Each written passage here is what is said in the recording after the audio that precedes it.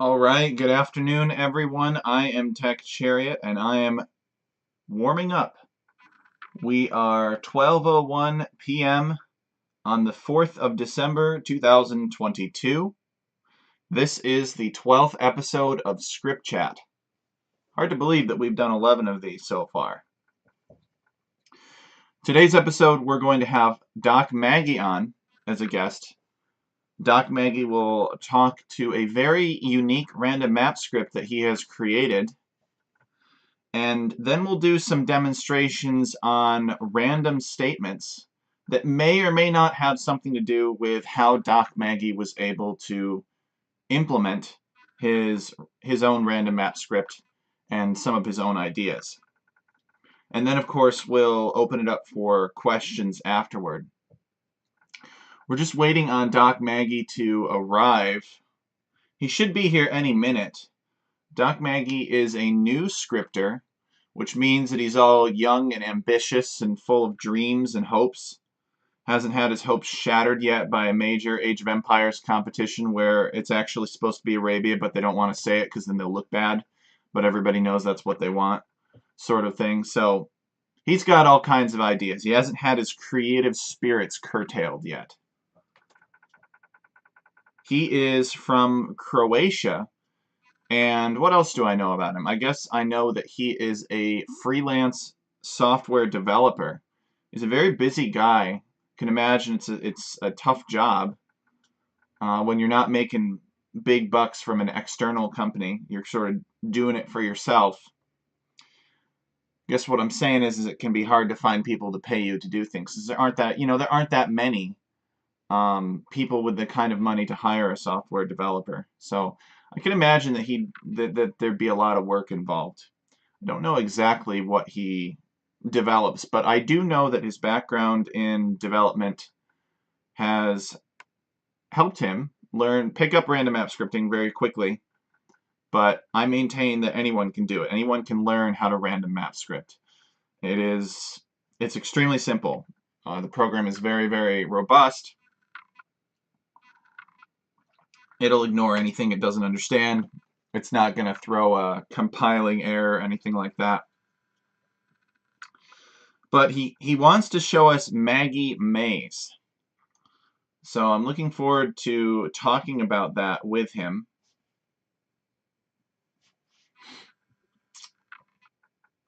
Even though we are not sure where he is.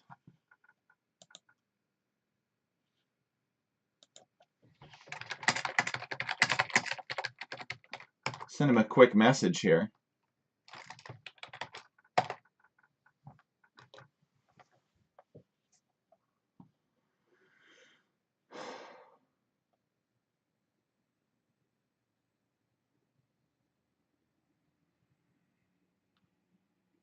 Well, I suppose we can't wait for him for forever, so we could go and we could kind of talk about random statements here. Now, I think random statements are a very useful tool in random app scripting. And basically what it allows you to do is it allows you to figure out some different configurations that you want for a map in advance. And then because the script can't really store data as variables. So what you do is you set up these block statements of start random, end random, and then %chance. And then you can break down a certain % chance that different things happen part of the way through. So for let me see if I can just type it up here for you. One sec. So we're going to come over here to demonstrations, and we're actually going to copy this lake demonstration here that I started. And we're going to copy this and we're going to paste it down here. And we're just going to call this lakes. Lakes random, because we got random statements we're talking about.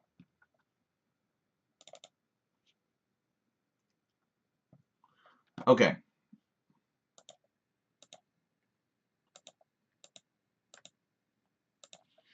So here we are in lakes random.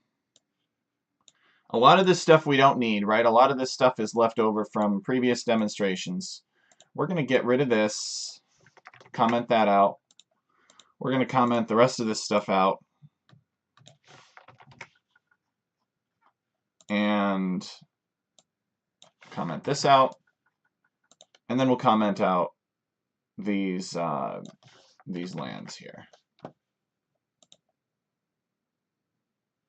Okay, I just got a message from Doc Maggie.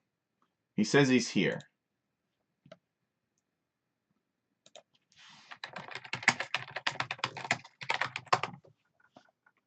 So we've got this all commented out, and this is all set and ready for our random statement demonstration. And then we're going to rename this random lake demonstration here. And today is the 4th of December. And this is a ScriptChat lesson. So this is all set up now. And I'll kind of describe what the plan is here. But we are going to talk to Doc Maggie first, because Doc Maggie cannot stay the entire time. But know that we've got this set up and we're ready to go, and we'll kind of implement some of the concepts that Doc Maggie is going to show to us in this application for Maggie Maze. So I've already introduced you. Welcome, Doc Maggie. You're on ScriptChat. Hello, everyone. So, Doc Maggie, I'm going to generate random maze here, and I'd like you to describe what this is exactly. I go to 2-player map size, and we'll come down here to Maggie Maze. And right off the bat, I can tell it's very different from Billy Maze. So, what are we looking at? All right, so first of all, excuse me because I'm a bit sick, so if I be coughing or anything, it's just such a time. All right, so basically, I was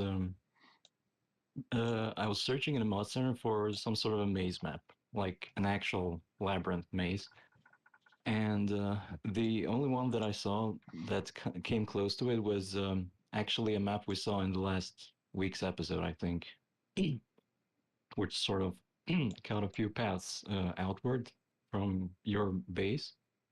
And I was just thinking about how to make an actual maze. And my initial thought was just making a bunch of pre-done mazes and actually just like choose randomly from a certain set of them, like 10 or 20. But over time,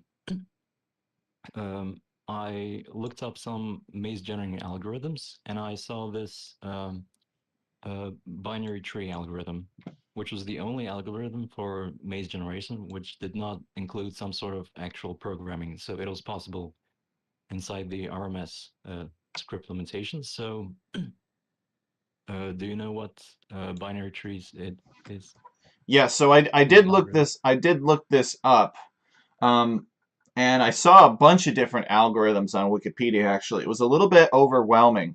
But I want to make sure that I break this down in a way for the viewers to make sure that everybody understands, because we're not all technical, and certainly if I'd have to go through it and read it over and really think about it and tinker with it and program it in somewhere. But at a basic high level, just to start out with, this is a true random map script, right? This is not some maze that's saved in the map data that the map chooses among a list of mazes that are saved in its data. This is randomly generate. I think a total of 2 to the power of 100 mazes are possible. So it truly can be anything, and it truly is a random map script. So if it's randomly generated, how do you fit that algorithm into the random map script itself? So first of all, I have these sort of corridors, as you can see, which have a set size of 8 by 8 tiles. So in a maze, you have like certain squares, like a grid of squares, right? And in this particular case, they're a size of 8 by 8 tiles. So I just made the whole map. Currently, it only works for tiny size. I'll upgrade it later, but then it'll be a much bigger script. So it has a 10 by 10 tile size, and so it's basically 100 squares. And initially, you just so this is basically forest nothing with 100 holes punched in initially, and all the sides are locked, like literal chessboard, with all the sides are locked with trees. And then what I do is I use the binary tree algorithm, which has got nothing to do with trees, of course, um, to randomly punch a hole in each one of those 100 corridors, either south or east. So it's a 50-50 chance. So let's start with the blue player, where the blue player is, right? Okay. So basically, um, the squares are here as well. Just the line generation of the player itself just to remove some of this area. And as you go along the line, along the edge of the map, I mean, Okay. uh, each one of those corridors is either it either has a whole a side removed to the bottom right or to the upper right. Okay. So each one of those 100 cases, right? So we have 100 cases of 50-50 chance. So that's 2 to the power of 100 possible mazes. Wow. And just to make sure they're not physically locked from each other, I've connected them with the simple rows. And in the middle, they have a trade workshop just to spark some sort of aggression early on, not to go FC into I don't know what or fast imp. And also to further increase or motivate some initiation of any sort of aggression, I've put a total of 21 relics on the map, up to 21 relics actually. Sometimes it's less.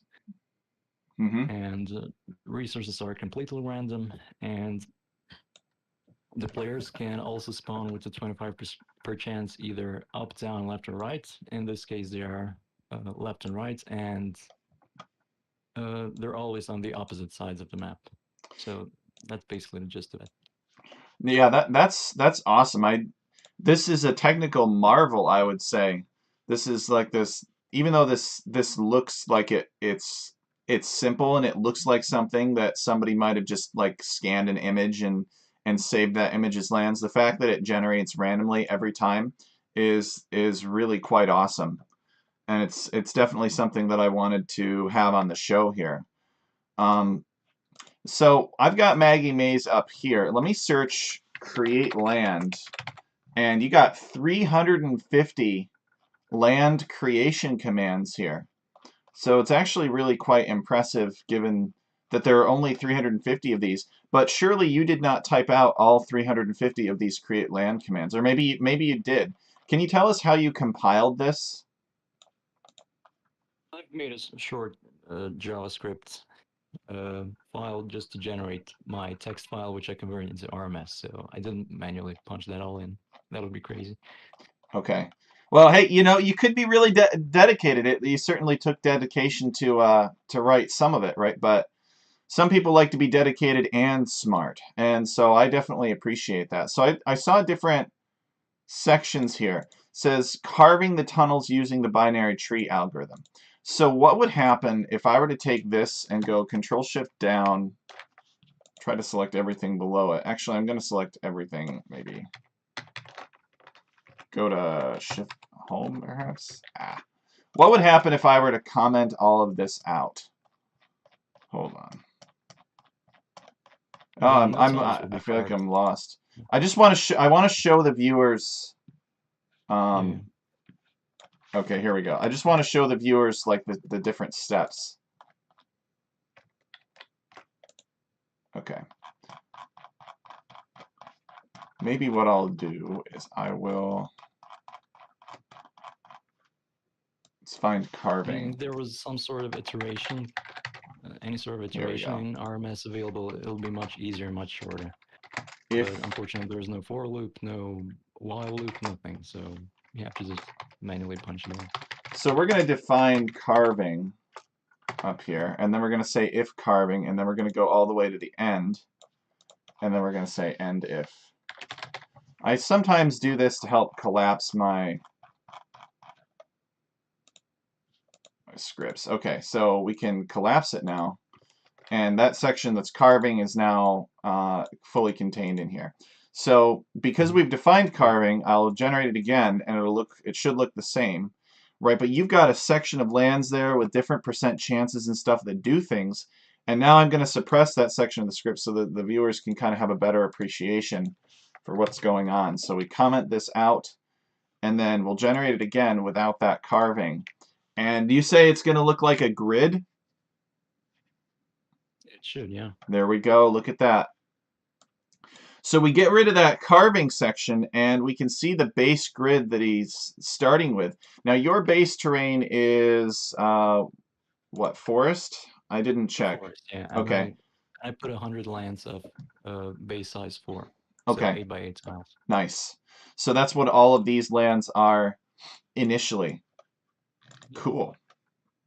So just so that, and this could in and of itself be a very interesting map even without a maze for people that kind of, I don't know, like that kind of thing.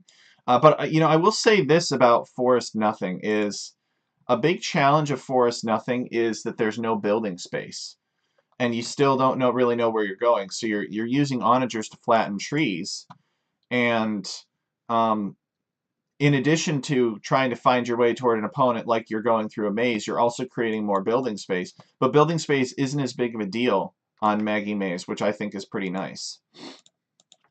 All right, let me reinitiate that.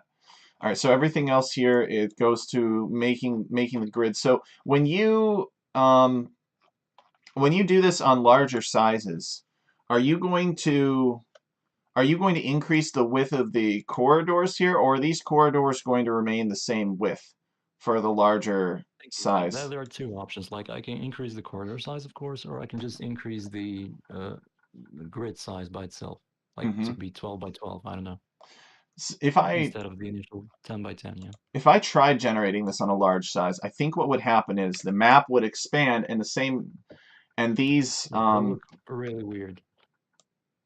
you know, it really doesn't look that bad though. It looks like the algorithm is still mostly working. Maybe if you increased the size of the punch, you would punch your way through. But the biggest thing is that there's just more area of the map that's not getting gridded, I think.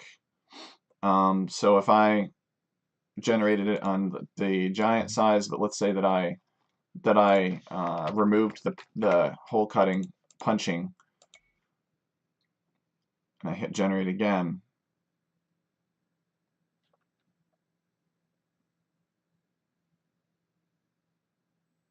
There we go. So it's just okay. So it looks like it's just a matter of not having enough or not having grids. So you said you can increase the size of these, or you can increase the number of them. Yeah, the easiest thing would be, of course, to increase the base size of each of the lands. But there's also an option just to keep the size and increase the uh, grid by 20 by 20 instead of 10 by 10. Yeah. And what do you want to do? What do you think is the right thing to do? Actually, I didn't give it much thought. It was just like an idea to create this maze, and strategically wise, I mean, we've played a few games, uh, me and my friends, and it is an FC based map, but the relics really want you to go out as soon as possible and to like focus all of the woodcutters in a certain spot if some of the relics are literally cut out. Well, you know, I just look at this and I think, let me go back down to tiny size. If you play on a tiny size map versus a large map, Siege Workshop doesn't get any bigger, right? The amount of space that you need for buildings doesn't change. So, and a lot of my maps, maybe some of them have or had this issue. You know, it's easy to just dial up the percentage and everything like that, or the number of tiles.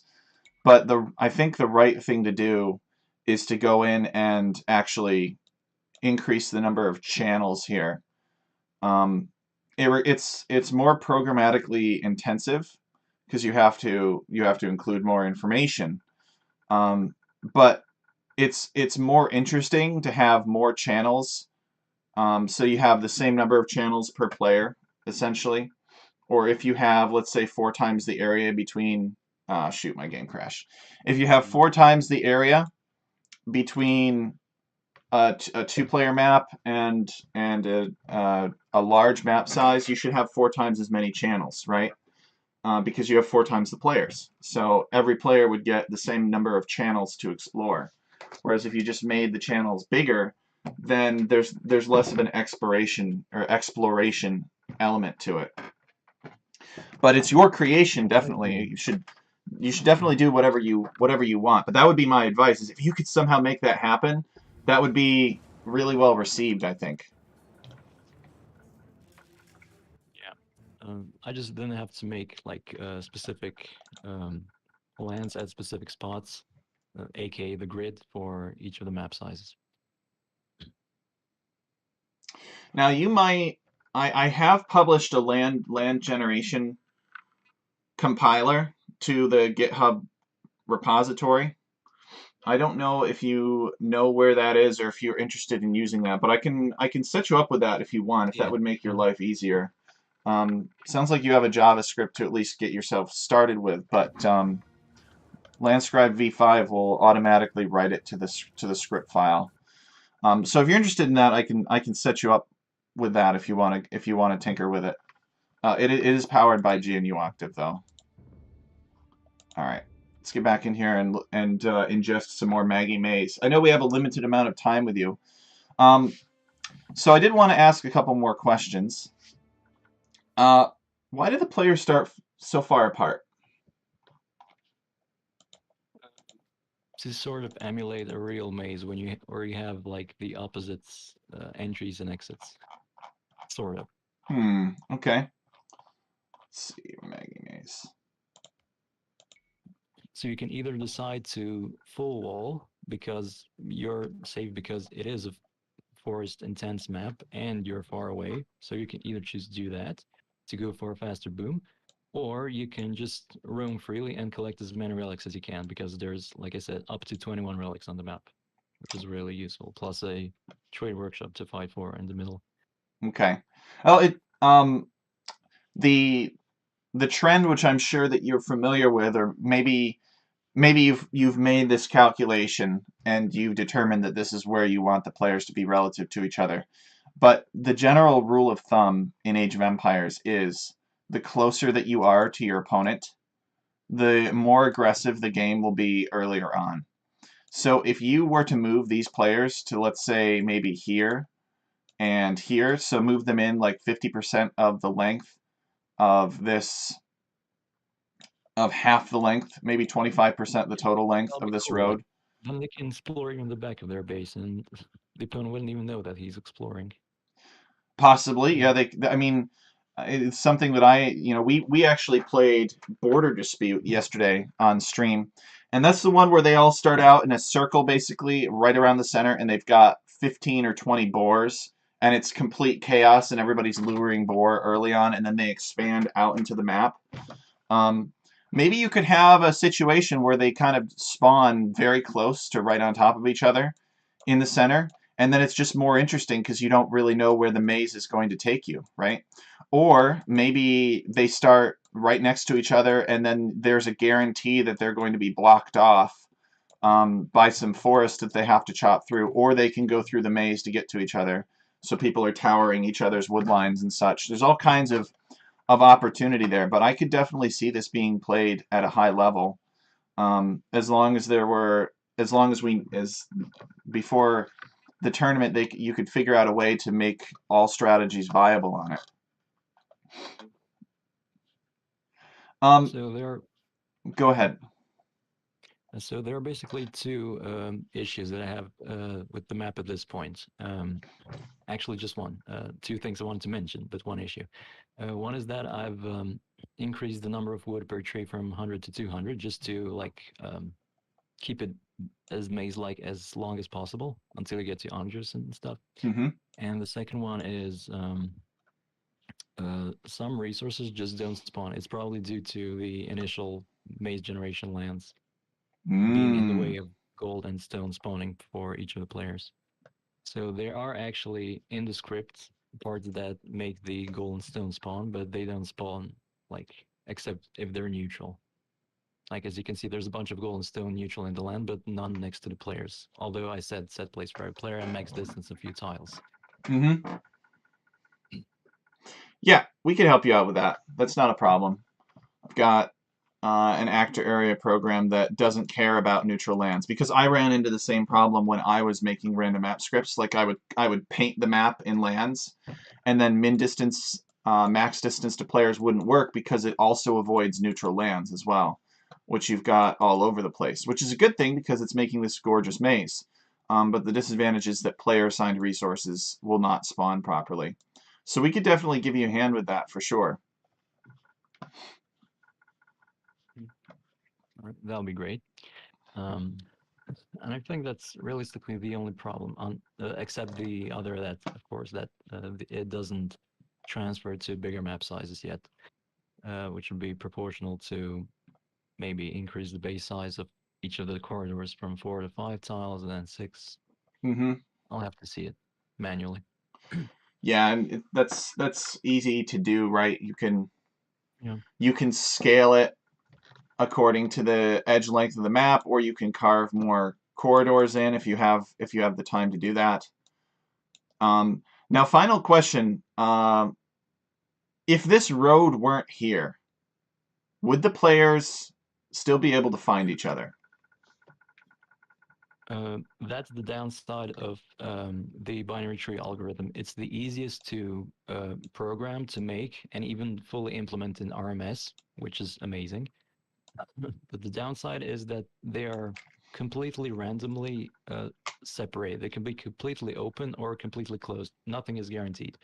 For instance, the best algorithm, which I think would be the hunt and kill algorithm, which can only be done, unfortunately, by setting up like 15, 20 mazes, then the script chooses randomly one of them, right?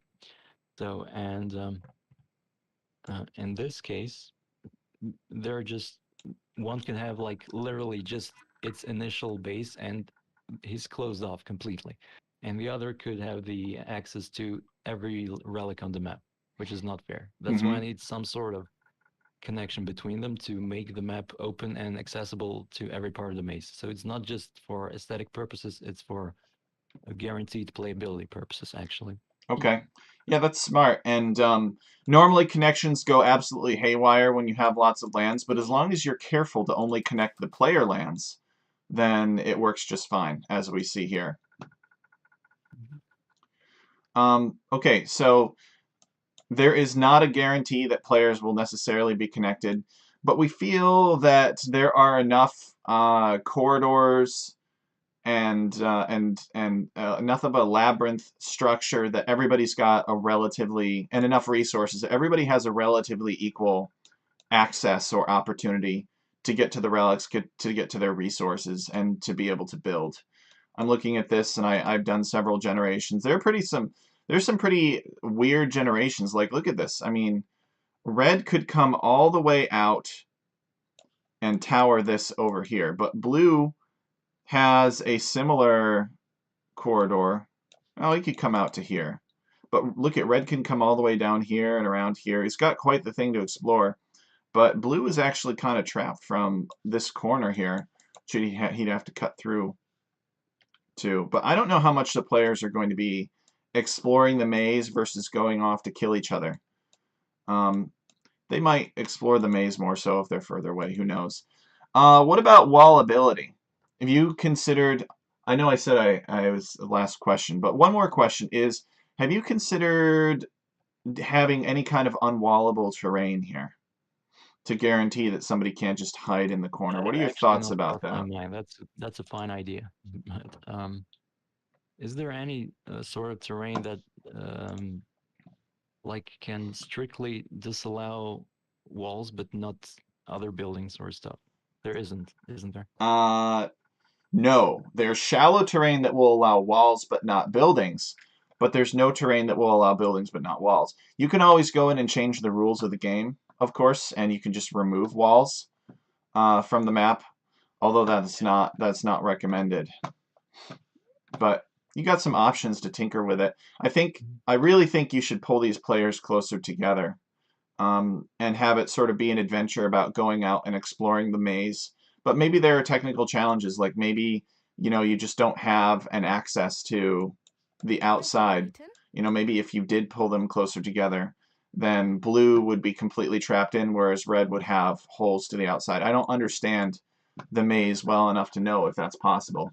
But if there's one piece of advice I can give you, it's that the closer together you can start these players, and have them still have like a fair access to the maze, the better reception it will have. At least that's my opinion.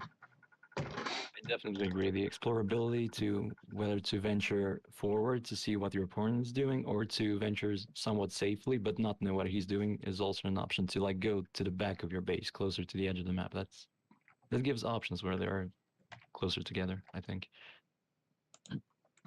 So we've got, in this carving section here, we've got all these percent chances. We can see there's a certain percent chance that lands are created in different positions, and here's the southwest versus northeast or whatever it was, the different perpendicular directions you were So talking this is about. the carving of the corridor at 0, 0. To either Yep. carve south, which is 5, 0, or actually that's east. Mm-hmm. You get it. To Yeah. either to the down or to the right, each one So, of them. and you can see that the first one goes up 5, the second one goes up 5 for this one, and then you either have the choice of the first one going down 5, um, or up 10. So it's really cool how it works. I'm not gonna break down the code exactly, but basically you can see that there are a bunch of random statements in here, guys, and it's got a 50% chance of choosing one way versus the other, and that's how the algorithm works. And it's really cool that Doc Maggie has put this to a random map script. I'm really excited to see where this goes and what becomes of it. I think we can help you out with some of the objects if you want, Doc Maggie. I've got a spreadsheet interface so you can kind of configure whatever type of object setup you want, and we'll run it, and we'll get your objects positioned for you. Basically, the last thing I can say, because I'm expecting a call any minute from the other guys. Um, I've sent you another script which I completely forgot about. It's called Maggie Maze Hunt and Kill, which is not the binary tree algorithm. It's the hunt and kill algorithm, which will produce the optimized maze patterns. But like I said, it has to choose between a set of mazes. Okay. So it's not really, and because of that, I think it has 100 mazes also generated with the JavaScript mini program just to generate the whole script. And because of it, it's 1.5 megabytes big. So Yep. not really a generation, but more of a selection. But if you've got 100 of them in there, then still, like, who's going to Mm, go in and memorize it? And there are even people that yeah. have auto mod applications that like update the random resource cost mod every week or something like that. So you maybe could do something similar where this auto updates every week, right? So if somebody subscribed to the mod, maybe there are 100 predetermined mazes for a week, and That is and actually then genius. I never thought and of then and then the next week there's 100 new ones. Oh, there's all kinds of workarounds. I wish I'd come up with all these ideas, but that's how they do the random cost mod. So we'll back out. We'll go back into editors. But then again, it's 1.6 megabytes, which is a pain to generate, which it really should not be. But random app scripting is unfortunately still Stone Age, and they don't deal with. I mean, you would at least expect that if they're not going to have for loops and everything like that, and people have to store their data inside of the random app script, you would at least expect that they would be good at storing data, but they're not even good at doing that. So we're going to generate it. Maggie Stone Age in Maze. informatics is called the pre-Commodore age. All right, let's generate.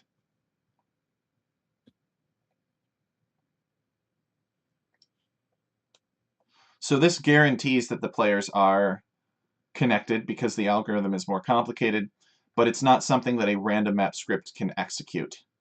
So Yeah. therefore, it has to be pre-computed, and like Yeah. 15 of them are Yeah, saved. actually every part of the map, yeah, every corridor is connected to any other in some path. So wherever you are, you can go wherever to any other different spot through some path. So nothing is closed in any way. So for this one, for example, if you wanted to prevent the players from walling off to each other, what you could do is you could do something very simple. I will modify your maze quickly. Maggie Maze, hunt and kill. You don't have a terrain generation section, do you? All right, base terrain forest, and you're putting down just grass, right? So we could go down to terrain generation, or we could create terrain generation. And it would be very simple. Create terrain DLC rock. And we could land percent 100, number of clumps 9320, set scale by size, and then spacing to other. No, that's fine. So we'll convert. Oh, base terrain would be grass.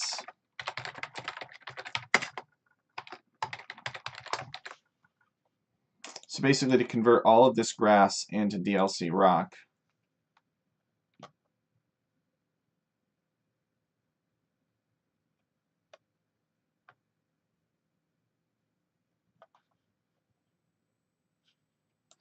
All right, but obviously that would be unplayable. So what you could do is you could do spacing to other terrain types of like 2. And then what that should do is that should make it so that no one can wall off any corridor. You've got a long, snaky. You could even layer another grass on top of that. So, for example,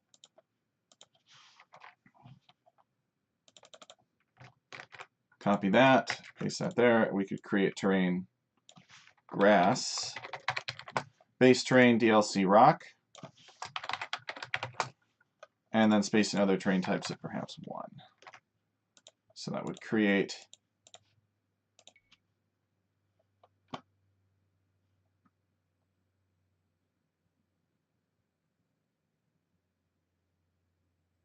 and this kind of looks visually pleasing too on the mini map. Oh shoot, we can't use grass. We got to use a different. We got to use like I don't know. Or maybe we can still use the rock type just to like create a maybe 1 tile wide gap, so that every path in the maze is just 1 tile wide. So people can still build whatever they want because that doesn't matter really for building creation, right? But it denies any sort of full walls. All right, there you go. So this is very annoying, but there you go. It's totally unwallable. Now, there is another option. Yeah, you said maybe put down a base terrain of and you could adjust your base sizes for this. Like you said, you could make it 1 tile wide but be rock. That would be pretty wild. Let's try something else, actually. Have you ever wanted to punish those people that get the snow mod? Well, what if we did like connections?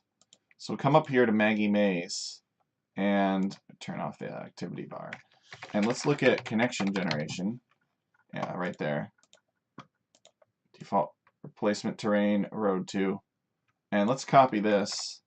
Let's place this over here for Maggie Maze. Maybe you already did this in Maggie Maze. I'm not sure. By the way, I just got a call, so I really have to go now. So all right. I'm really sorry. I hope you've seen enough, you've heard enough from me, but oh, this is awesome, man. Thanks so much for coming on. Just generating it with the snow here, and didn't work, so I'll have to figure that out. But you could connect them with snow, and the snow with connections should avoid the forests, so it would provide a path to your opponent through it would solve the maze for you. Anyway, Doc Maggie, everybody, thank you so much for coming. We'll move on to the next segment of ScriptChat. You gave me a bunch of brilliant ideas, and I'm really glad I came here now. I'm So, glad that you came as well. Let me know if you need any help with those objects. We have something set up specifically for that. mhm, mhm, of course. Okay, thanks again, man. Yep. I'll see you around. Yep. See ya. Bye, everyone. All right, Doc Maggie, everybody. Really, really awesome that he joined us today.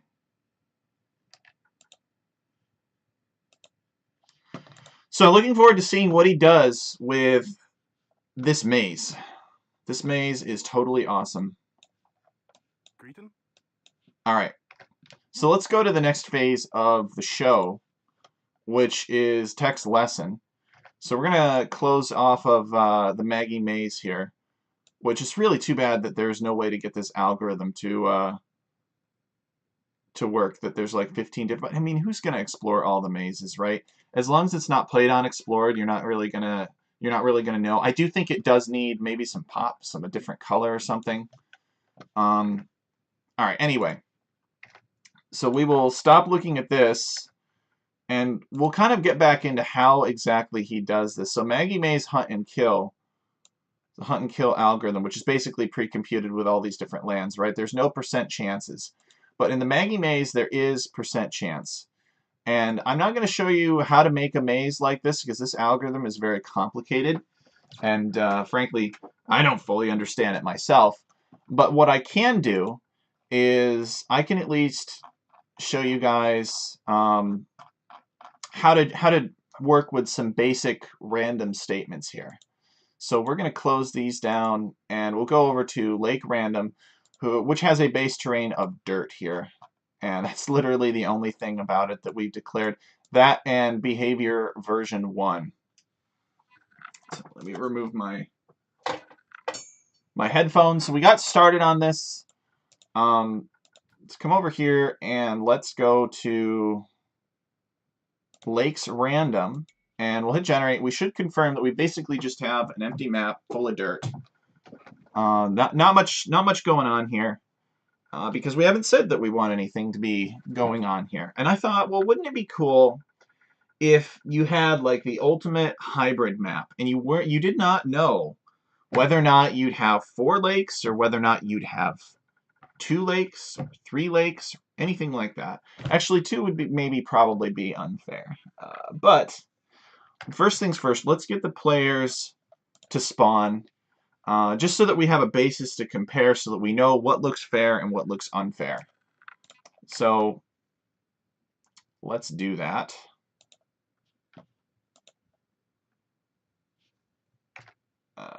In here.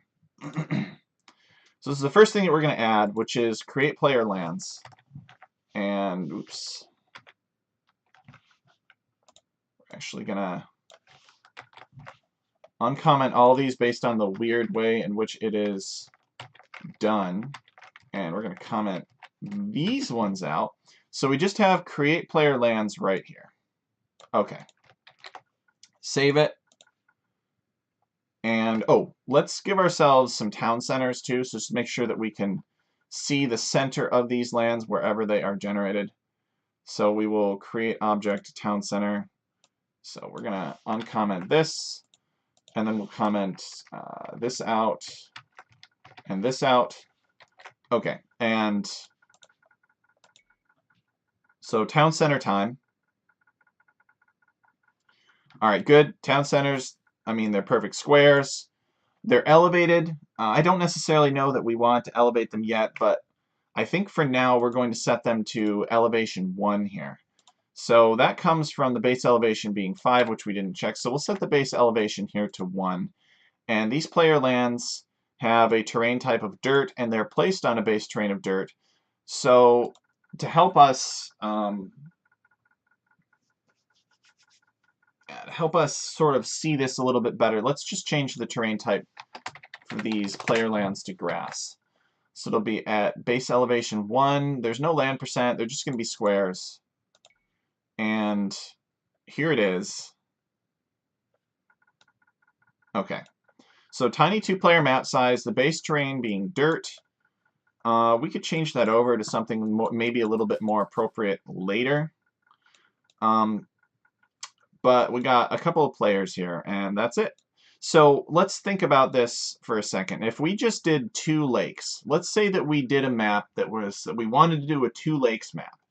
So where could we put these lakes? Well, these lakes could be put up here, right, in this corner, or we could put a lake down here in this corner, you know, so we could have our lake here and here, or we could have our lake here and here. But the problem is that based on these generations, if we only had 2 lakes, then some players could have a disadvantage, I feel. I don't know. It just seems like 2 lakes is really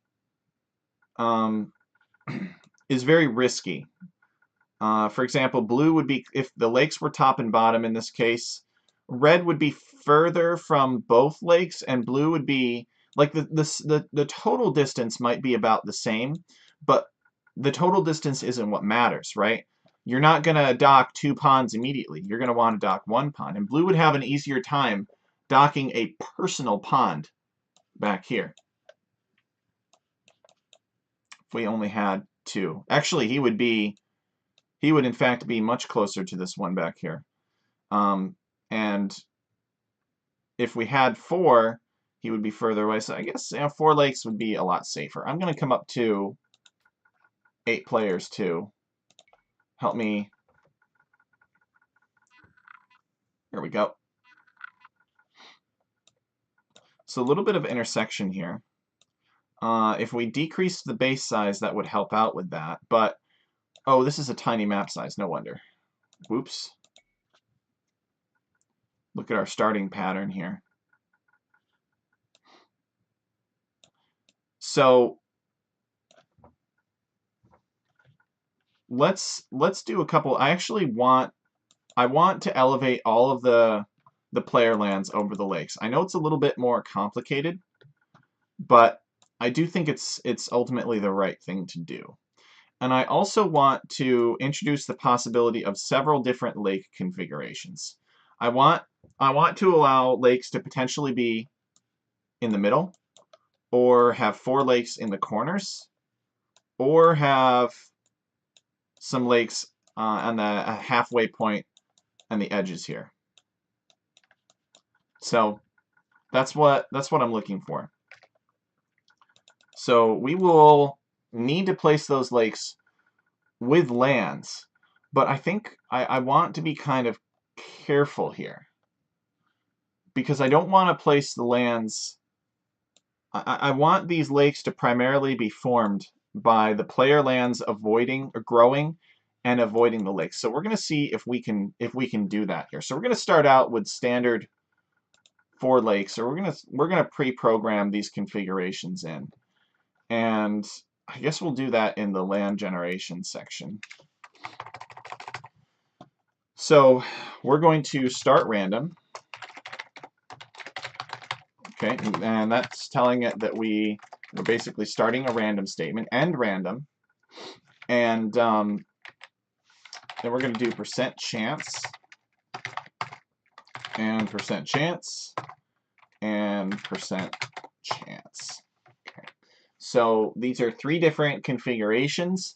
The first one we're going to give 34, and then 33, and then 33. So the first one is slightly more. Actually, we'll do 34 in the last one. Just to clean up the difference here. Okay, so we've got 3 different %chances, 3 different options here, and we are going to define L1, which is Lake 1 configuration. And we need to put a £sign in front of that define. And we're going to do the same down here. So L2. And we're going to define L3. Just like that.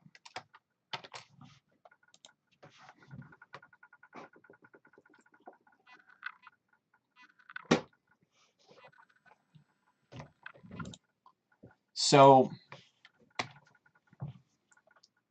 L1, L2, and L3. Now, what we're going to do is we're going to say if L1, do some things, else if L2, and else So we actually don't need to define L3.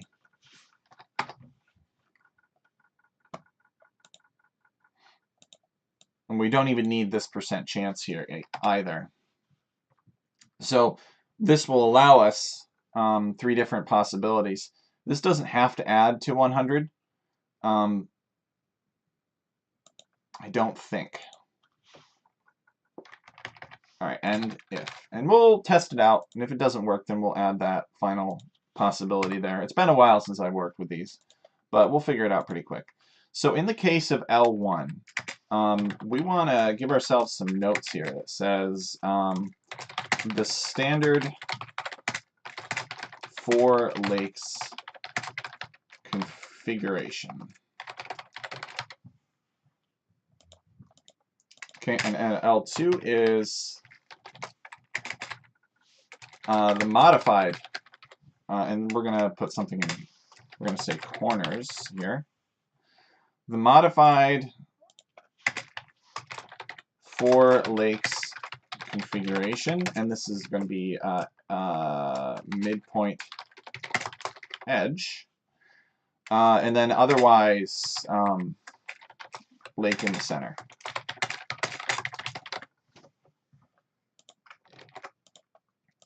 So let me grab a blanket. It's actually getting kind of cold in here.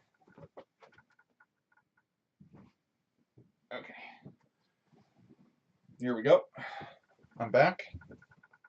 I'm back, and my feet are still warm and pliable. So then we just program it in. So we will create ourselves a land here. We got the 4 lakes land configuration already set up. This was left over from a previous ScriptChat demonstration. So we can go from 1 to 99, base size of 20, land percent of about 6, it looks like we declared. And we're kind of building 3 maps in one here.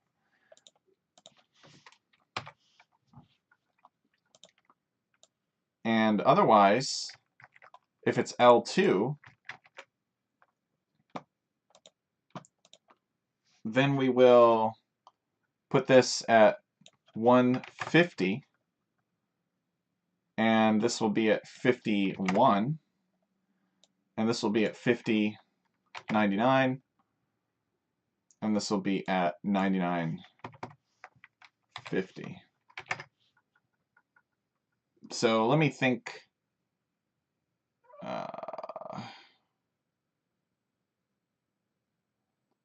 So one, here's my little cheat sheet.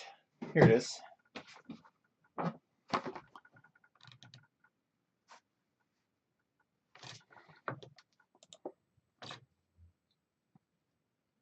Yep, so that'll come up 50 on that side. And then we'll go over, well, let's just cut this out. We'll comment this out, and then we'll just paste it here to make sure that we have it working. I'm just going to try things, and we'll correct it as necessary. Okay, yep, looks good. It's heavily elevated though, so we definitely want to get rid of that. We want it at base elevation of 1, but otherwise, yes, this is working as intended. So that's good. Base elevation of 0, and we can actually get rid of this base elevation term entirely, because it will assume a base elevation of 0 if no value is provided. Okay, so good. That works. That's as expected. Save that. DLC Gravel Beach. And I think what we need to do as well, and this is something we're going to add to all of them now, is we need to tell this land to avoid other lands by a certain amount.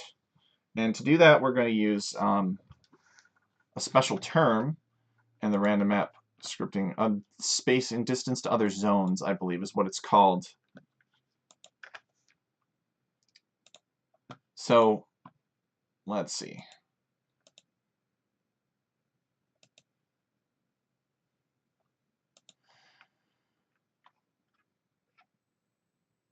Okay. This doesn't look like it's working, but it actually is suppressing this properly. So when we create player lands, distance to other zones,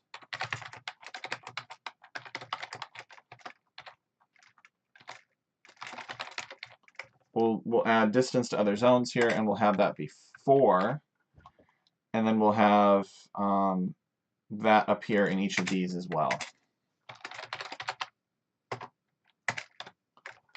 Actually, it's not distance to other zones, it's other zone avoidance distance.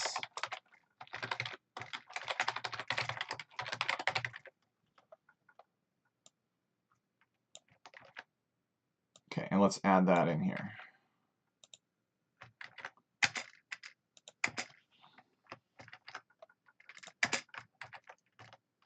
So this will make sure that as this land grows, it will not get within 4 tiles of these player lands. So let's see.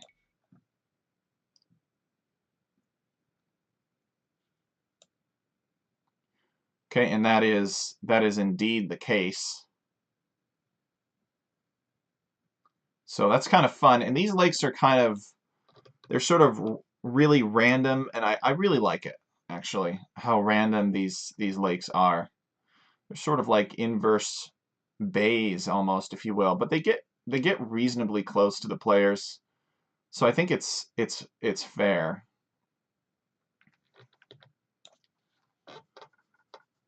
And now let's suppose that I wanted this entire map to be covered with player lands. I think I could tell these player lands to occupy 100% of the map.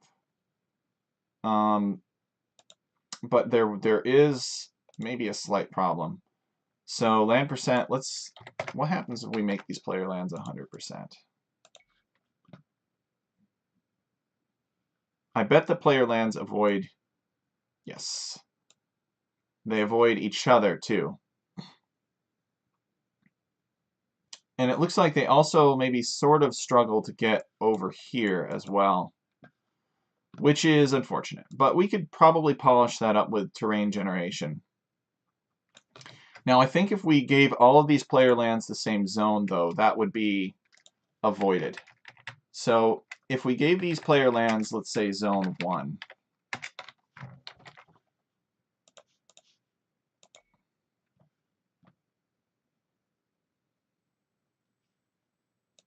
just like that. Nice. So the player lands would grow to touch each other. We would have these organic sort of lakes in the background. I think we're going to give them, I think we're actually going to give them mud terrain. And we're going to elevate the mud terrain to, so let's do that. So base terrain is going to be mud.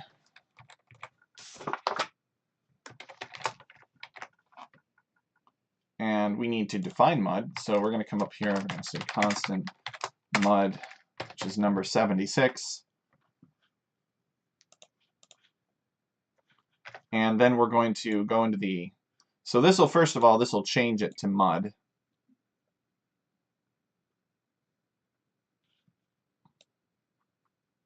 Just like that. And then we will attempt to elevate the mud.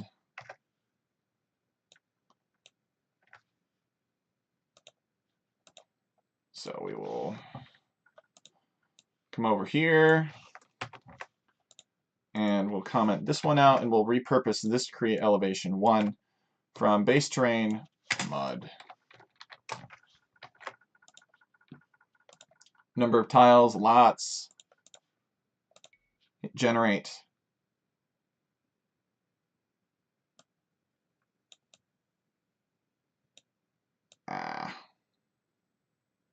Doesn't want to cooperate.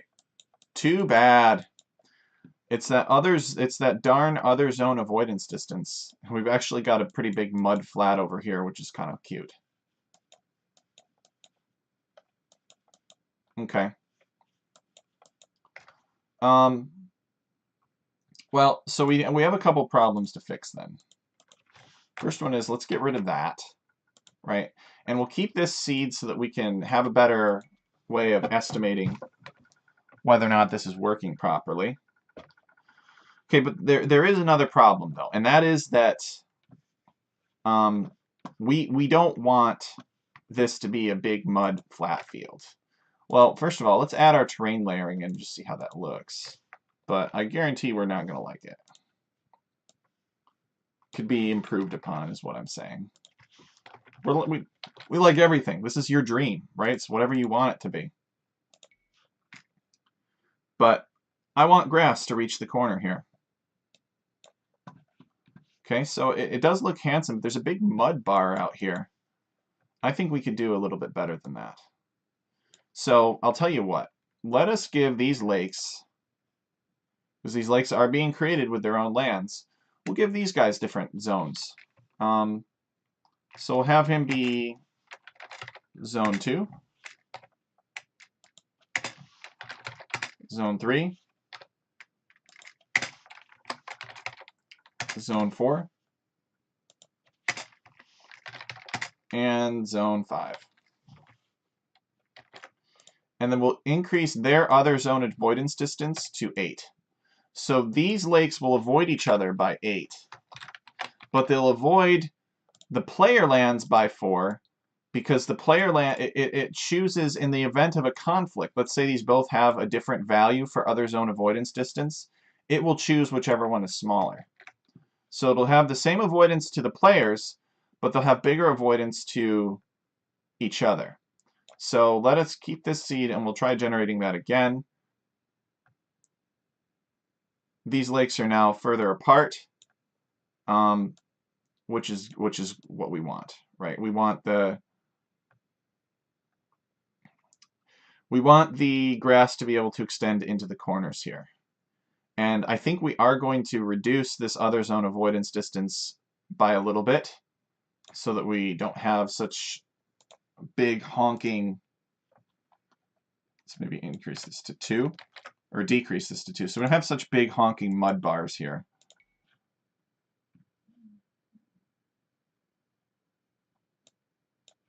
There we go.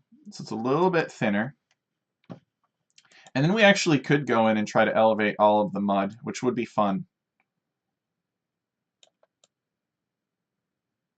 Yeah, look at this. Look at this. But it's all right, right? It's okay, because everybody's got approximately equally viable access to fish.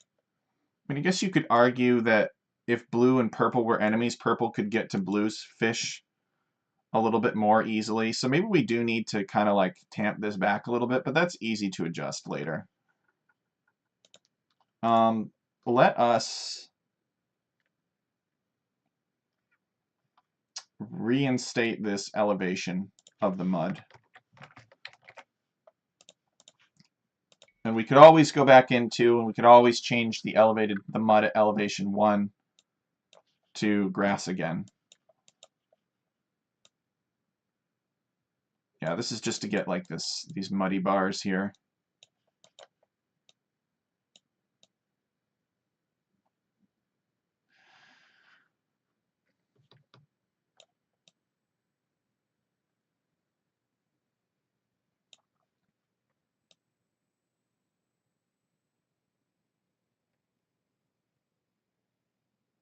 Okay.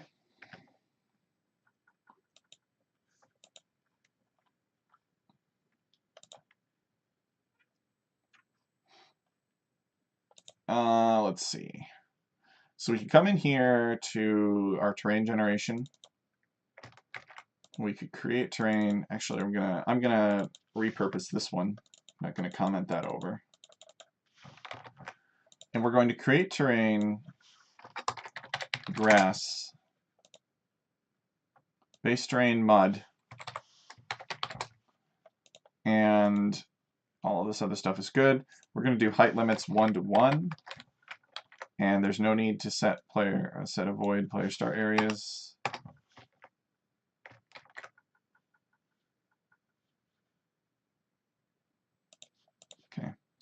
So with this seed, we should convert this to grass.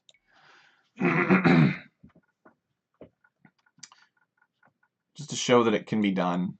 Yeah, there we go. We could put forests on here too. And it could be really cool to have a configuration where there's possibly a lake in the center too, in addition to these other lakes. Which would be fun. So let's dial this back a little bit. Let's make this a little less crazy. I do like crazy though. But we're gonna go land percent maybe 5. Oh no, let's do clumping factor 30 first. Clumping factor 30 should help us out a lot.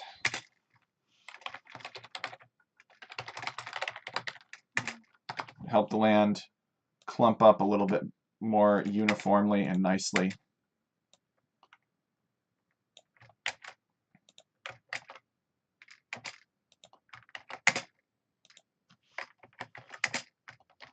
All right, save that.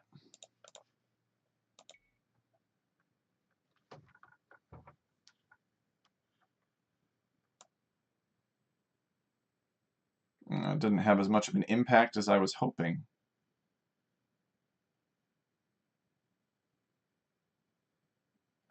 This almost looks Budapest-like, to be honest.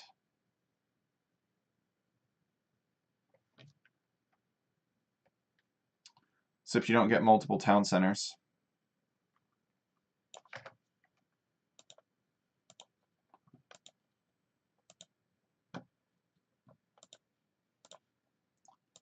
Let's try tweaking this one. Go up a little bit more in the other zone avoidance distance.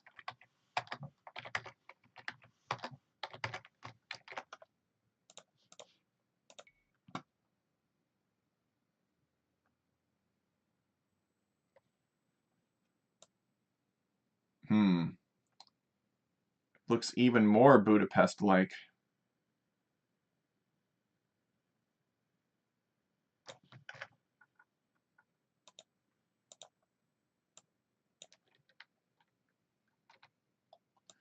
Maybe the other direction.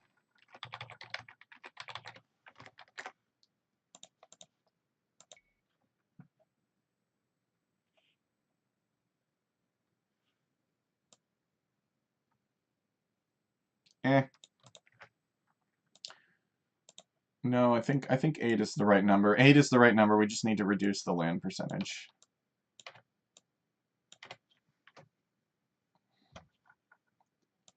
Maybe land percentage 4. Let's see how that looks. And once we get these settings, we'll copy it to the other maps. Or to the other lands, I should say. Yeah, that's more appropriate.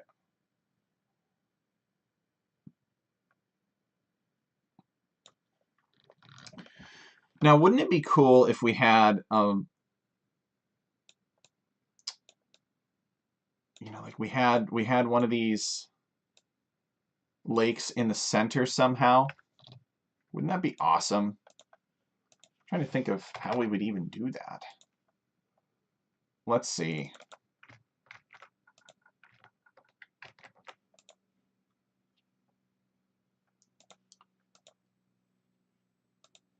Let us, first of all, decrease the base size of the player lands. They're at 9. Let's make it 5. And let's comment that out to confirm that it doesn't mess with this too much if we decrease the size of the player lands, or the base size of the player lands. No, it doesn't have too big of an impact. But if we add another land now, and let's say that we made the land position 50-50, and it's zone 6, and its other zone avoidance distance were, let's actually make that, we could actually, I have an idea. So we'll comment this out. We'll copy all of this, and we'll comment these out, and we'll actually make the lakes the same zone. I think we can do that.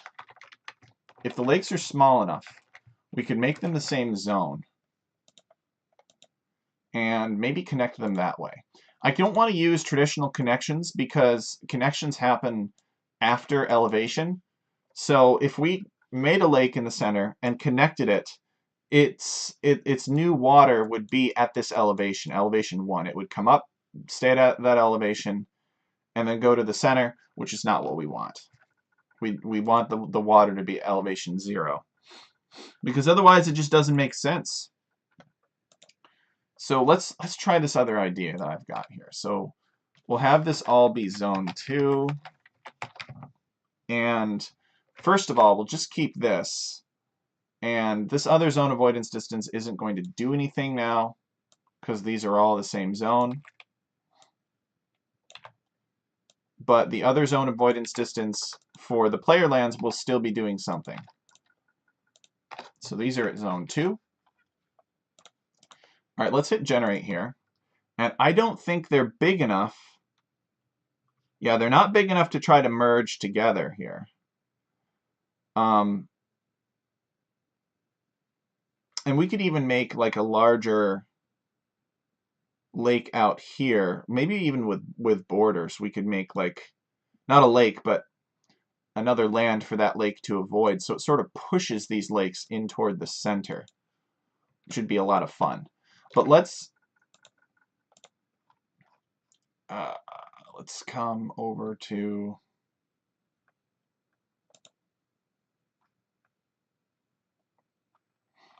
all right, I guess we just have it right here. Let's create ourselves another land. And we're going to, it's going to be DLC Gravel Beach, which will turn into the water, and then we're going to have it be at 50/50. And maybe the base size for it will be 10. And land percent, we've got 4, zone 2. And let's just see how that looks, what happens.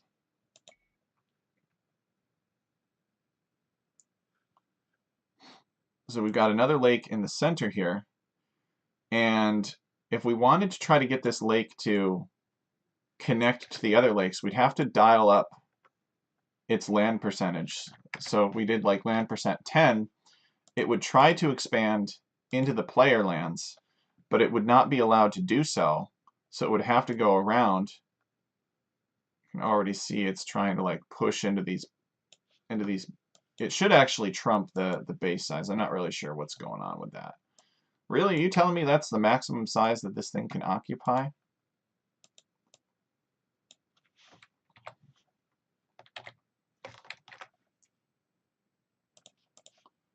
Let's dial up that land percentage even more. But I don't think it's going to move anywhere. No. So this is as big as it can get with the current settings.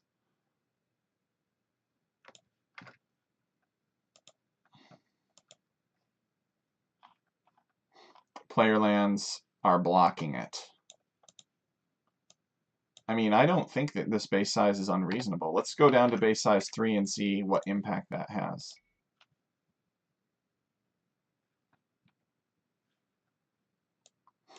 And that helps a little bit.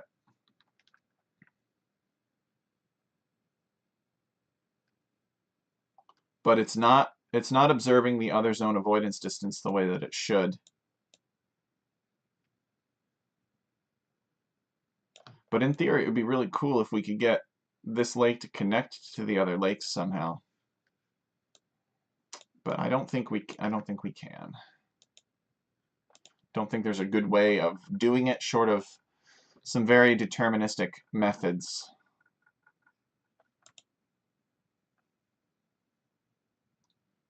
Land percent 10, zone 2.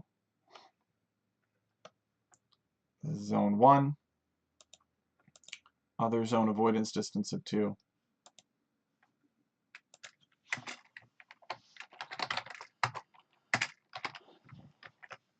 If we gave it an other zone avoidance distance of 2, I think it would have the muddy beaches or the muddy slopes Everything else does. Ooh.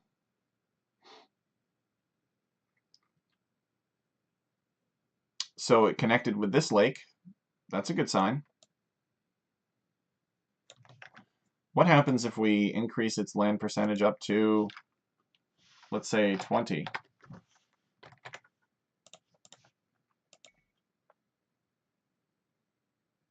Will we get a breakout somewhere else? No, it just happens to be able to break through here.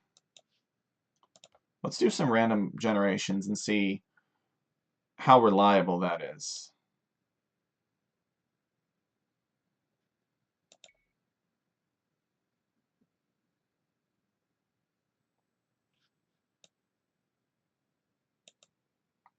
This lake is pretty oppressive.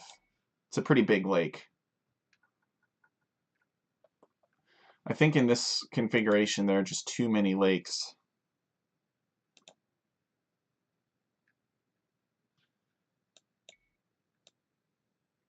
And these town centers are allowed to be too close. Yeah. I think we're going to scrap the idea of the lake in the center. It's fun, but there's just too much water. We will leave it as an option, though. So we'll come here and we'll get rid of this. We'll go back to what we were doing. You guys know me. Just a fun little side quest. We'll go back up to increasing this base size to like 7 at least, maybe even 9. Other zone avoidance distance of 2. And these lands we had given zone 2. So these lakes don't care. Because they're not big enough to care. But we'll try it this way with some random generations, which is something we did not do before. And we'll just make sure that these lakes can't get anywhere near each other. And that indeed appears to be the case. They're pulled upward a little bit. We might want to increase that other zone avoidance distance. Let us do that. We'll increase the other zone avoidance distance by maybe 1 to 3.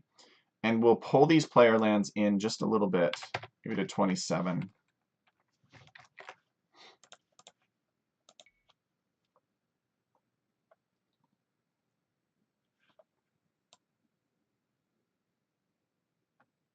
Even then, the beach is still... What gives? Could it be that it doesn't notice that this is its own zone? All right, well, we'll go back and we'll keep this seed. And we will go back to what we had originally, which is basically this.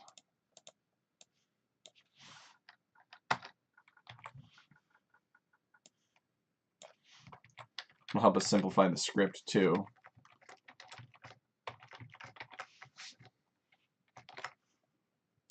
Okay. We don't want that gravel beach getting sucked up to elevation 1. That's no good. Because then that means ships could go up there. Yeah, there we go. So that's better.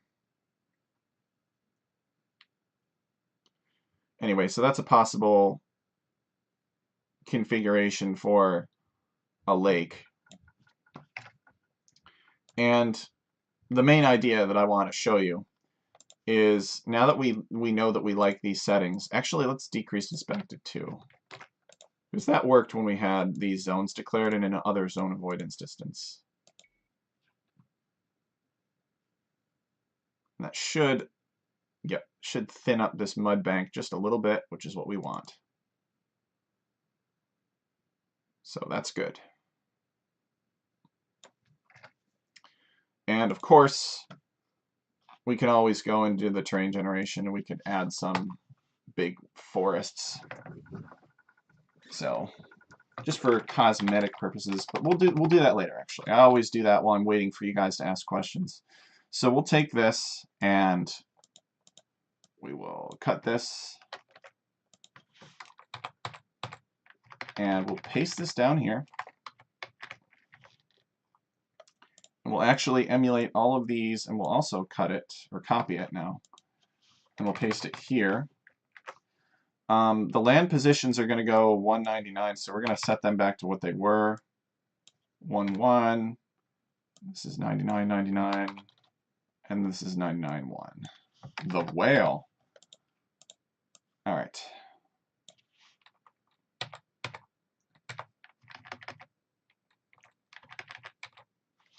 So, shoot. Let's get rid of that. Okay, and we need to get rid of this. So now that should work properly.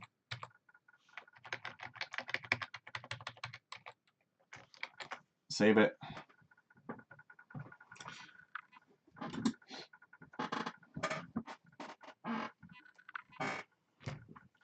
I'm just thinking here. I'm just thinking. Yeah, we could put it. We could try it out for now. We'll just put a little lake in the center.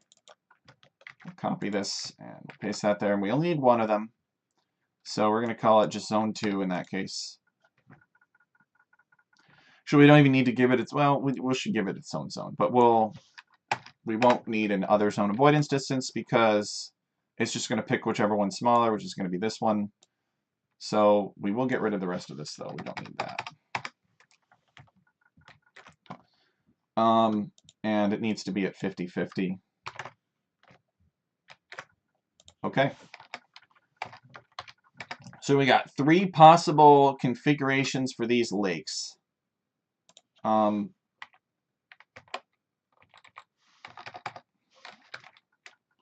want if L1, and then we need to put our comment like this. Okay, that's good. That should be good.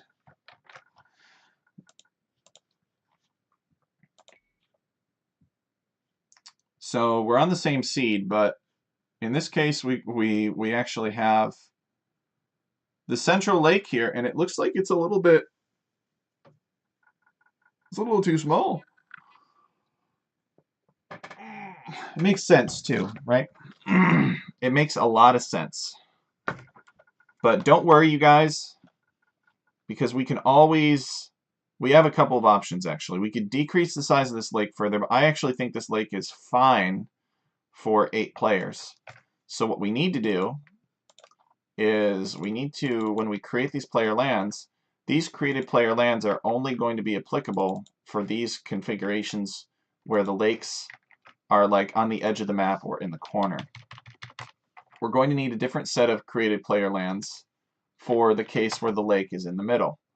So we'll take this and we'll paste it here, and we'll keep like other zone avoidance distance and stuff like that the same, except we're going to increase the circle radius maybe to 33. So this will give some more space for this lake to be spawned in the center.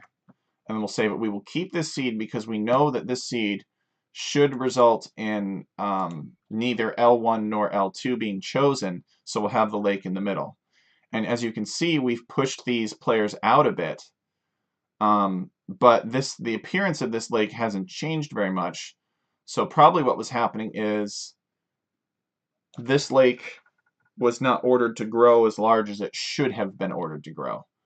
It makes sense because we have one lake that has land percent 4. We should set it to land percent 16 because the sum of all these is 16 to give us roughly the same amount of water.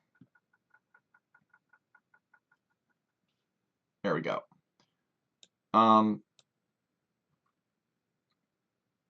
So a couple of flaws. First of all, the beach is back. It really, really wants us to have that other zone declaration.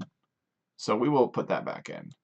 And then, of course, there's not a fair distance to the players either. So let's, one thing at a time. Let's solve one problem at a time. Let's come back in here and we'll give it another zone avoidance distance of 8. Oh, probably what happens is by not including the argument, it's going to 0. And then it's picking 0. That's the problem. So this should help us out with the uniformness of this lake. And indeed it does. And we could even probably make this lake with borders. It might be more fair considering the circumstance. So we will do that.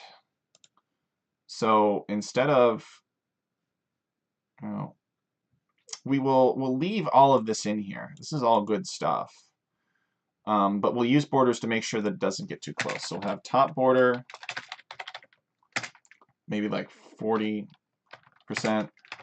bottom border 40, left border 40, and right border 40. And we'll see if that helps make this seem less egg-shaped.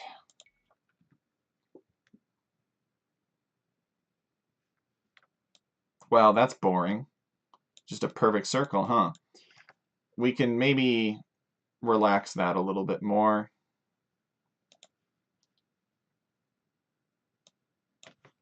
Avoid each of the edges of the map by 35%, the map length, edge length, I should say.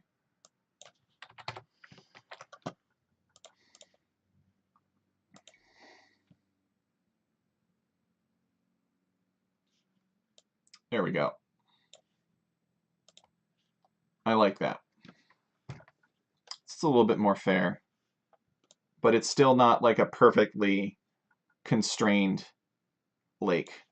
So let's do some more generations. And approximately 33% of the time we'll get this lake in the middle.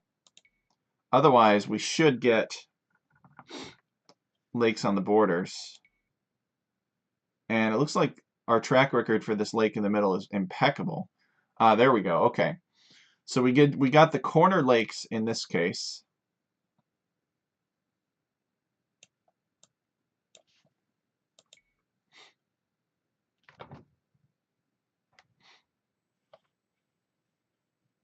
Okay, we got the central lake in this case. And this will be fun because you won't know where the lakes are, you guys.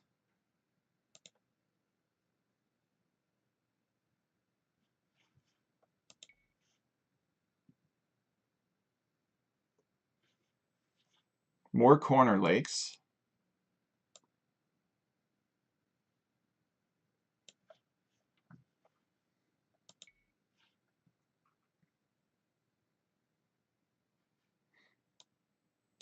Okay, more corner lakes. Where are the side lakes? The lakes on the edge of the map. There we go. We got one.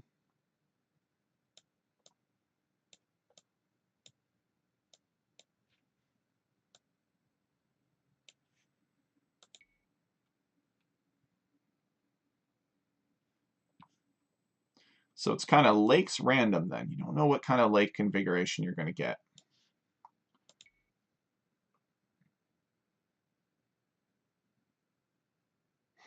You might get no lakes at all. There should be some lakes of some kind. We could do different combinations too, like we could do the corners with the center, or we could do the sides with the center. That would always be fun. In fact, let's set that up. Let us first of all, actually, let's get a generation where we've got a center lake. Okay, like this one. And we'll keep this seed. And we'll come back here and we'll say, what if our player lands were created the same way as everything else? Because that would simplify things nicely. So we need to do the player lands before this.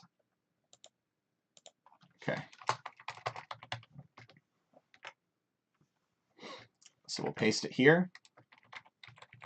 And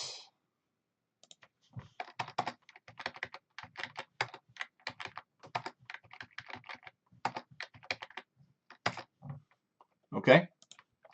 So these corner lakes will now have the same player land configuration as everything else.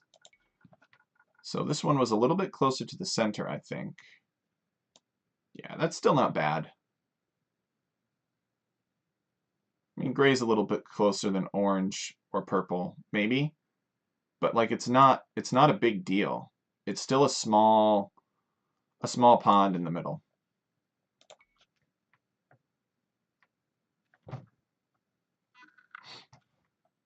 Okay. So I'll tell you what.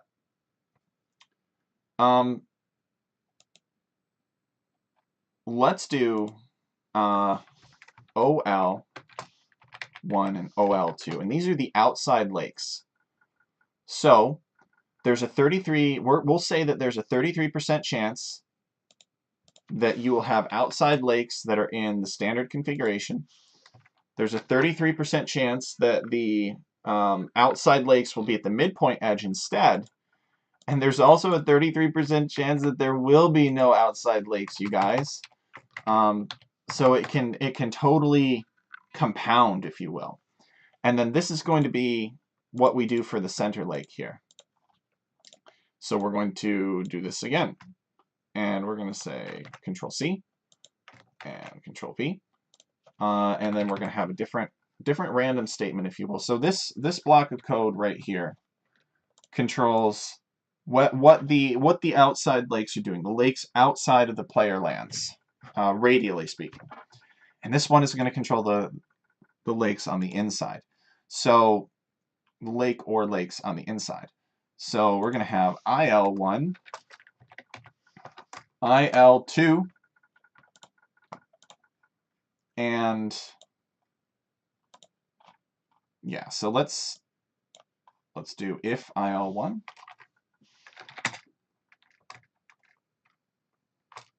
IL1,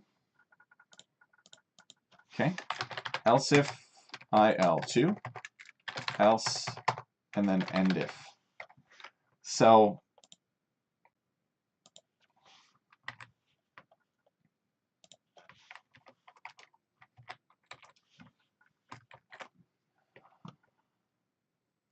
there's right now a 33% chance that we'll create this lake in the center, and we could do something different about the lake in the center if we wanted to.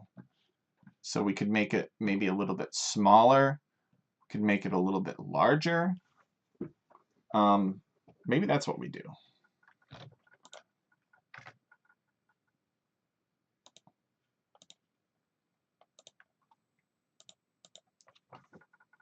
So we will copy this over. So this is going to be the largest one. So this is going to have land percent. It's going to try to take up 100% of the map. Well, 100 might be excessive. Let's have it try to take up 32. I mean, it might just cap out so that it doesn't matter. Now, we should not call it Zone 2, though, because we've got another one acting as Zone 2. So we will call it Zone 6. There may or may not be a Zone 6. Who knows? Okay. Or there could be no lake in the center, right? That is another possibility. So if IL1 or IL2 generate a lake of some kind, IL1 is going to have the biggest lake. This is the one we're currently at. It's going to have a slightly smaller lake. Otherwise, there could be no lake in the center. And now we're just going to be looking at the center here. So let's generate randomly. We may or may not get lakes on the outside. And we certainly have a lake in the center here. And it appears to be the smaller variety.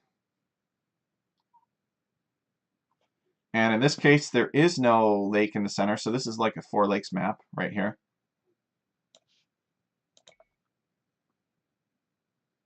Generate it again. I'm trying to find a big lake. So this is just a lake in the middle, no lakes on the outside.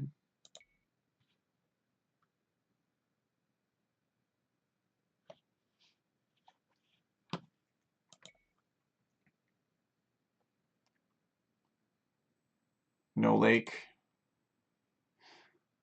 My problem is that I might not be able to see the difference in sizes between the small one and the large one. And I'd like to be able to do that. Yeah, I can't tell. Maybe this is supposed to be the large one. I'm just not sure. So we'll just change it to desert. And we'll confirm the appearance of the desert. So the large one is going to be desert. and we'll see what that looks like. So we'll generate until we get a desert, and then we'll take a look at it, and we'll be like, huh.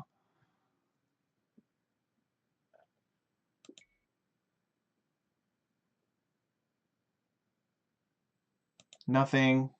There's no lakes at all on this one. That's wild. I guess there's a 1 in 9 chance.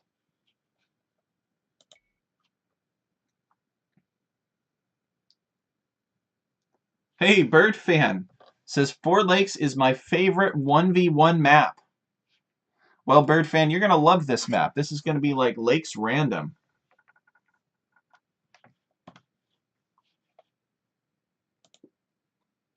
Because you don't know where the lakes are. Okay, here we go. Here's desert. I guess it is a little bit bigger. But I think we need to go smaller here. I think we need to go smaller. So land percent of like 24, and then maybe land percent of 12. We could adjust the borders if we feel it's not fair. And we'll also change it from desert to DLC gravel beach. So that was my biggest concern, was that you wouldn't really be able to see the difference between the two.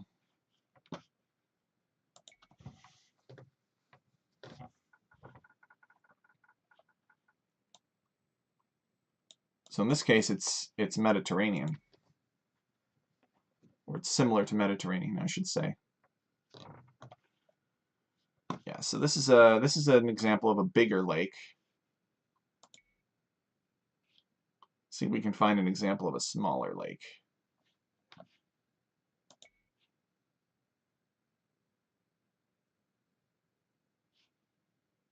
In the center. That's no lake in the center.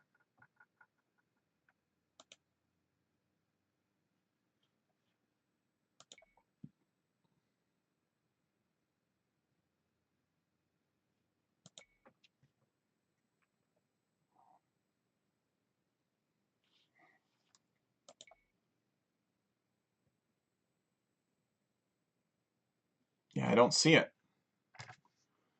All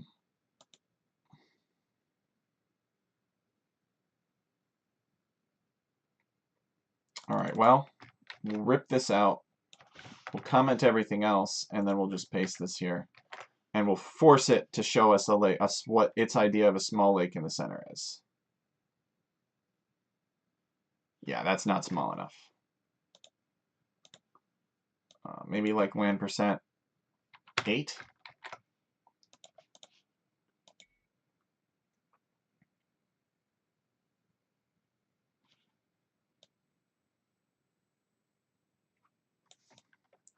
Still too big. Land percent 6, perhaps.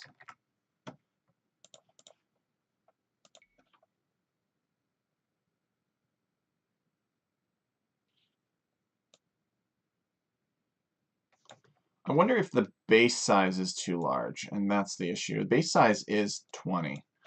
What happens if we reduce it to 10?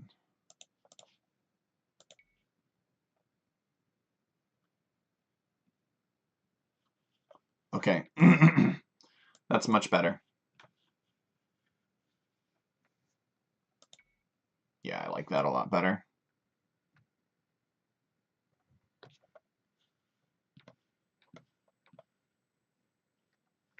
And we'll restrain it with borders too a little bit more.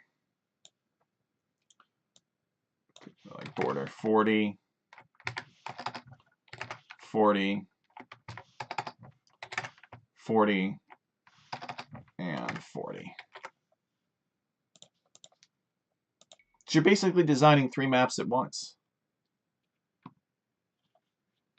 Yep. This is it. So we will uncomment this. So IL1 is the big lake. IL2 is the small lake. Well, everything else is fine here.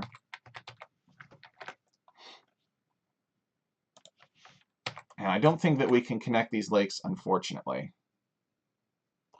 Unless we made a lot of compromises, which I don't think we want to do. Let's just have a little fun here. Let's increase this other zone avoidance distance to 8 on these player lands and see how that looks now that we've got it mostly set up the way that we want.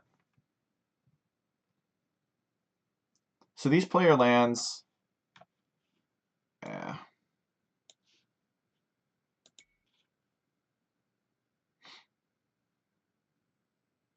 what I was afraid of. It's all right. Just curious. All right. Other zone avoidance distance of 2.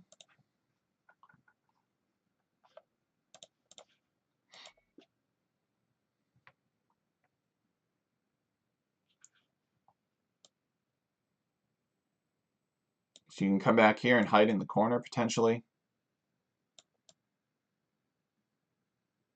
Could layer in some pretty stuff. I don't want to go the Kawasan route. The other thing I'm thinking about though is have both. We could actually add that as another possibility. Let's give that a try. What if we had lakes everywhere? We had them at the midpoints and we had them in the corners. Wouldn't that be cool?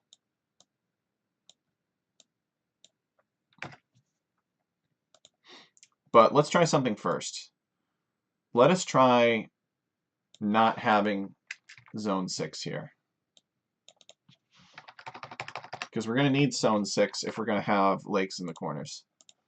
So we're going to keep this seed and we're going to generate it without declaring that the lake in the center is zone 6. And we'll see what happens. And it behaves normally, which is good. So it's giving it its own zone, but it doesn't have to be zone 6. So this should still work out just fine. Yep.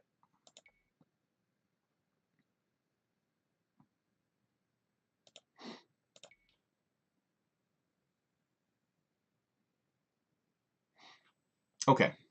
So now, we got 3 possibilities: bigger lake, not as big of a lake, or no lake, and else is going to be both of the above. Slightly smaller lakes. Okay. So we will copy this.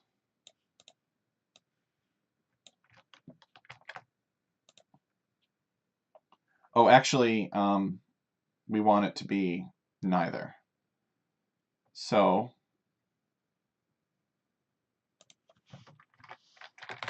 we still want to have the neither case, neither.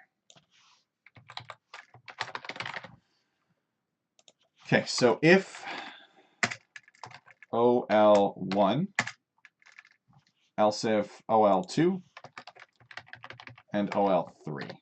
So we're going to use information about these corner lakes and the midpoint lakes. We basically have 2 sections here, right? We've got, oops. We want to copy this. We don't want to remove it. There we go. Got 8 lakes, and then 2 different 4 lakes configurations, and then a no lakes configuration. And we could even go random about the size of these lakes too, if we want. But I don't want to do that right now. Okay, so these are all the different positions. We're going to have zone 2, 3, 4, 5, and then 6, 7, 8, and 9. And we need to define percent chance, except we're going to reduce this to 25% now.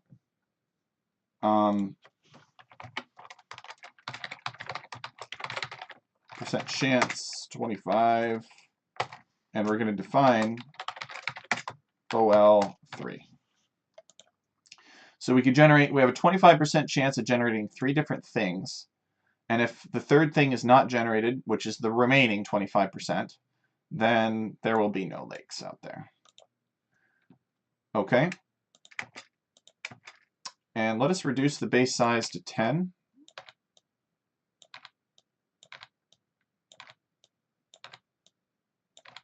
Just to start out. And land percent will be reduced to 2. So we'll just cut them both in half as a starting point.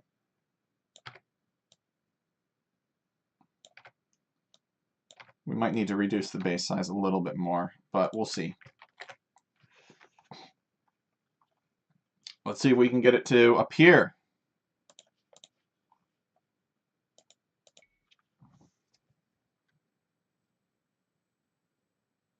Okay. Only got one set of the outside lakes. No lakes in that case.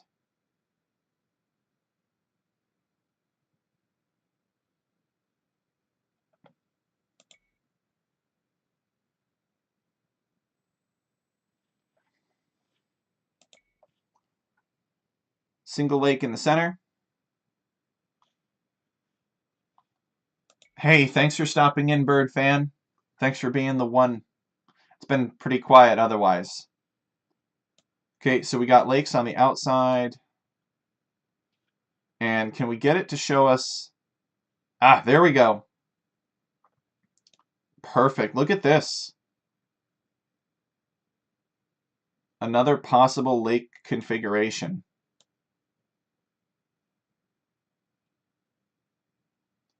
The other zone avoidance distance isn't too important in this case, but we'll leave it just for good measure. And this actually looks pretty cool. It almost looks like a grid, if you will. So let's keep this seed just so that we can keep staring at this eye candy a little bit longer. And we've elevated the players over the lake, so that decreases the strength of ships a bit. And I think that we need more forests. I think forests would be fun. Big, thick forest. So I'm going to start decorating this with forests, you guys. I think I've pretty much proven what we want to prove here, which is how to set up like a more of a random situation. This is how a lot of these random and mega random maps are made, actually. So really just multiple maps that are conveniently or cleverly inserted into one using random statements. So let's come up here and we can create ourselves some medium water, for instance.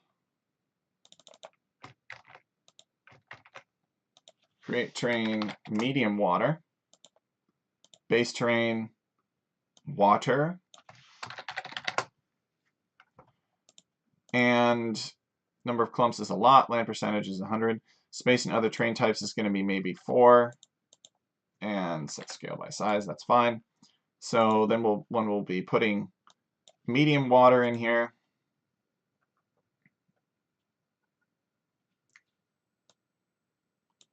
Look a little bit deeper. Yeah, there we go. Maybe a little bit more spacing though. This is the smallest the lakes will get.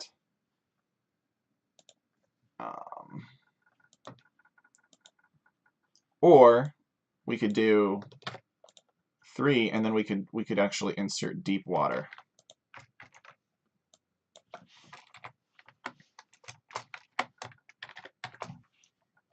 Okay, and then we'll use the base terrain of medium water, and we'll do that again. We could do all kinds of terrain masking in here and stuff too, but this gives you a flavor for we can add the perception of depth to these lakes if we want.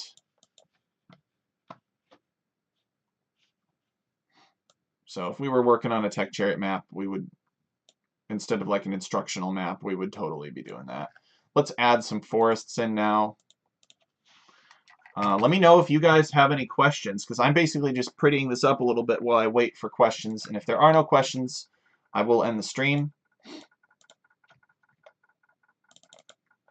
Let's see.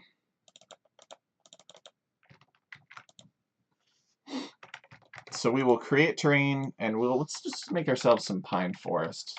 I kind of got like a northern water sort of feel.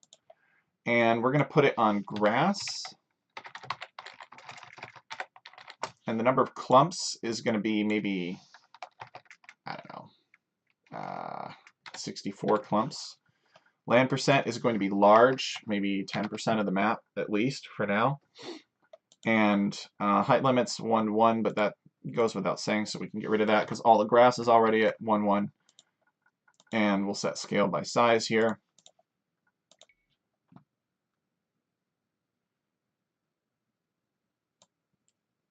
So lots of big pine forest. We need to tell it to avoid player lands, though. So let's do that. Set avoid player start areas, and we'll put like 15 here. And then we'll generate it again.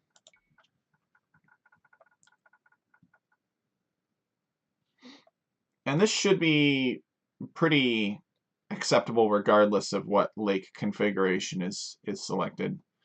We could have it avoid other terrain types, I guess, to get it to avoid this mud. If we wanted to. I think it looks kind of good that way.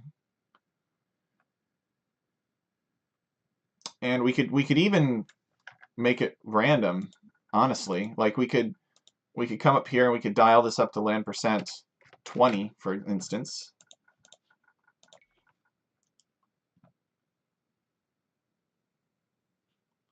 And then we get just big chunks of forest here, which I think is fun.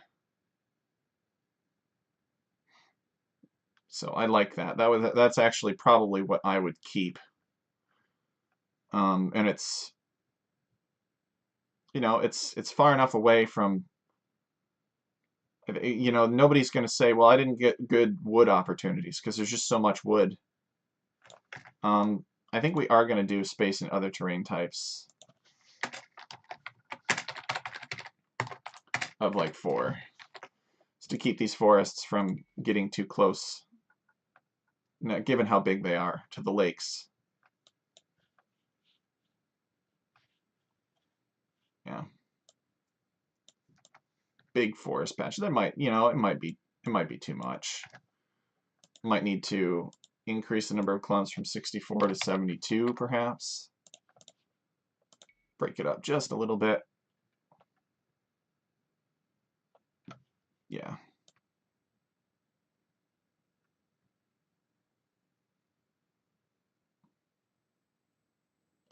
And this will allow players to sort of easily wall off and protect their lakes, potentially. But we could also make it so that the lakes have shallow terrain that you cannot wall off.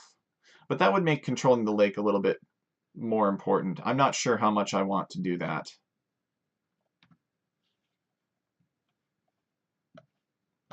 You know what we might consider doing, actually, is putting down like DLC rock and then putting down the forests on top of it so you can't wall to your wood lines. That would be pretty annoying. And that way scouts could slip through and the land units would be more powerful in this situation. There's all kinds of like design things that you can do to tweak it, change things about it.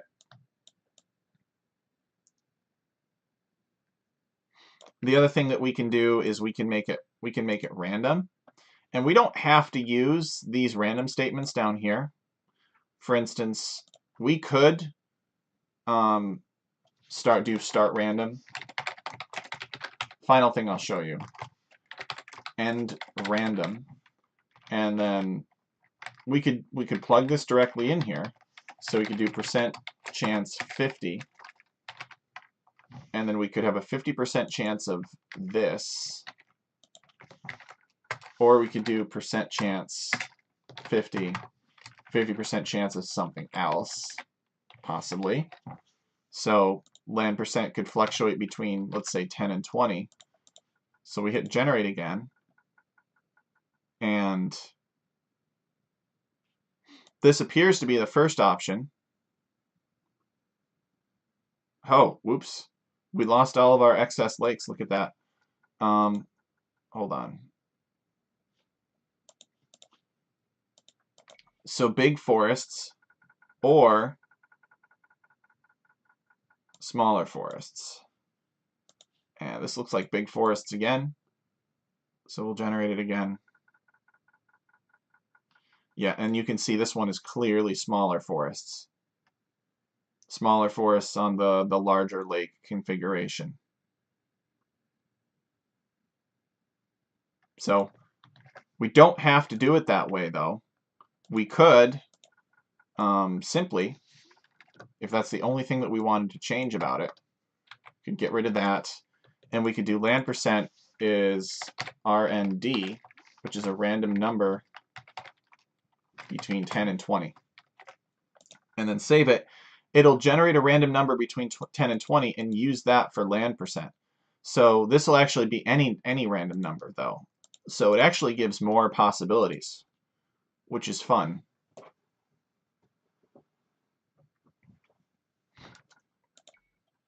So it's sort of random how big the forests are.